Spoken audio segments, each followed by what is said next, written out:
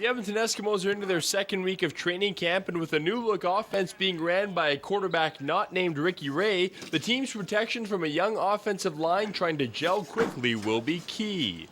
So far, so good. We know that we have an interior that's going to be pretty good with Simeon being in there. We have GORD, HINSE, and KOCH battling out at center, and we expect Greg White to be back pretty soon with that hamstring injury he has. We think we found 2 tackles. There's one spot right now that there is a fierce battle, but we think we have our guys. It's been a real interesting progress for the guys. We got a lot of new faces, a lot of new bodies. Simeon's in, Orrin Thompson's in, Joel Bell. Just to name a few off the top of my head. And you know, the first couple days are always a little bit dicey. Guys are figuring out, steps and how everyone plays. But now it seems like they're figuring each other out and figuring out the calls, figuring out the offense, and things are, we're not where we need to be, but we're pretty on schedule for where we want it to be at this point in camp.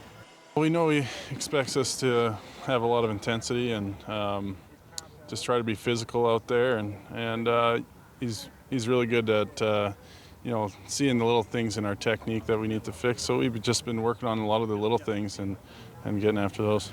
I think it's coming along pretty good, actually. The last couple of days we've been getting off the ball real good, getting some holes, stuff like that going. It's always tough in the first few days. You've never worked together as 5 guys in a unit, and it's so important for the O-line to be working as 5 guys as a whole. So it took a couple of days, but we're gelling now. We're getting going, and it's a bit of a younger group, but I think we're going to do all right. We're coming together nicely. Everyone here is they're here for a reason. They're good players, and so I think that's been really good, just bringing the competition level up, and we're pushing each other to get better. And I think in a game like this on the O-line, just repetition is what it takes to gel and overcome any obstacles. I think the big thing is, that's as much as we don't really enjoy the 2-a-days, that's a big part of it, is getting reps together. Because you can get in a meeting room and see what it looks like, but when guys are moving around, and you got to have a pretty good understanding of what each other's thinking, and that's tough. GORD HINSE is the anchor to that line, coming in at center after stepping up huge at the end of last year when called upon due to injury. His continued development is exactly what this team needs.